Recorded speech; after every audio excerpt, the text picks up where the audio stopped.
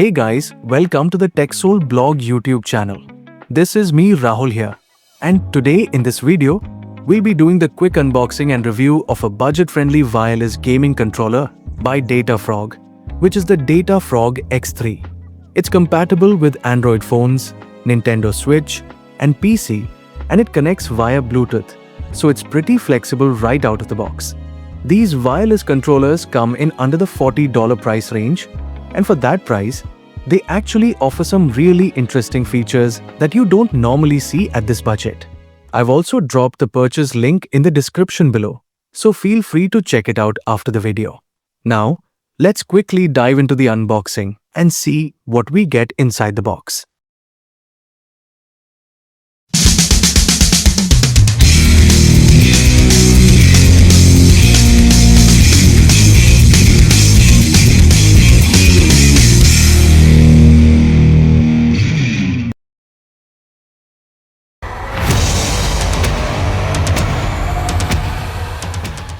The box looks pretty decent, and it has some useful details printed on it.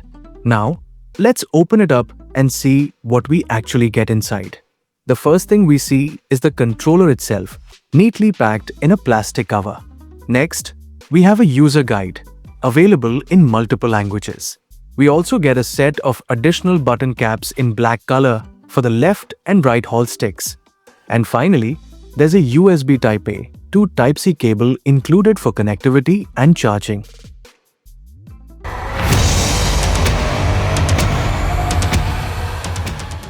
Now coming back to the controller, I have the black color variant with me, and it also comes in white, purple, and pink color options if you prefer something more colorful. The DataFrog X3 feels quite solid in the hand. The build quality is decent, and the overall design is ergonomic with textured grips that make it comfortable to use during long gaming sessions. It supports mobile screens from about 3.94 to 6.89 inches, including phones with protective cases, so most modern smartphones will fit. The controller features two Hall effect sticks on both sides, along with 4 action buttons and a D-pad. You also get additional buttons like menu, power, view, and a turbo button for rapid-fire gameplay. At the center, there is a built-in cooling fan which helps keep your phone cool during extended gaming sessions. On the top, we have 2 analog triggers, and at the bottom, there are 2 Type-C ports, one for charging the controller and the other dedicated to powering the cooling fan. Inside, it packs a 370 mAh rechargeable battery, and the company claims it can last over 20 hours on a single charge with up to 60 days of standby time.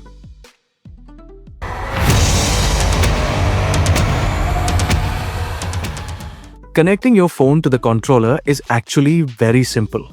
Just press and hold the A button, then press and hold the power button. The indicator light will start flashing rapidly, which means it's ready to pair. Now, open Bluetooth on your Android phone and connect to the controller. Once the connection is successful, the controller will give a short vibration, and the indicator light will stay solid. That's it. The device is now ready to play. And if you want, you can even customize your key layout using their Shooting Plus V3 software application.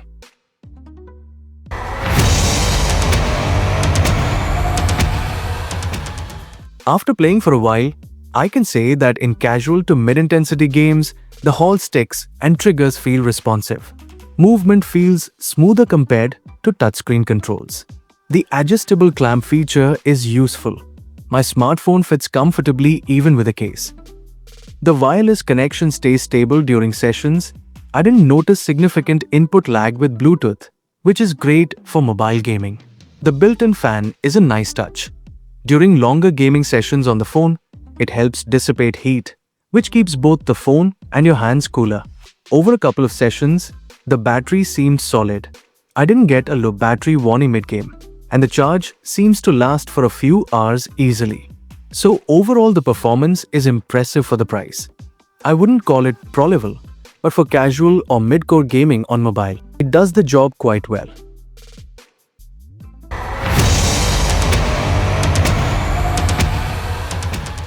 If you're a mobile gamer, whether you play shooters, action games, or even emulators, and you want a budget-friendly controller that delivers a console-like experience, then the Data Frog X3 is definitely a good value for money option.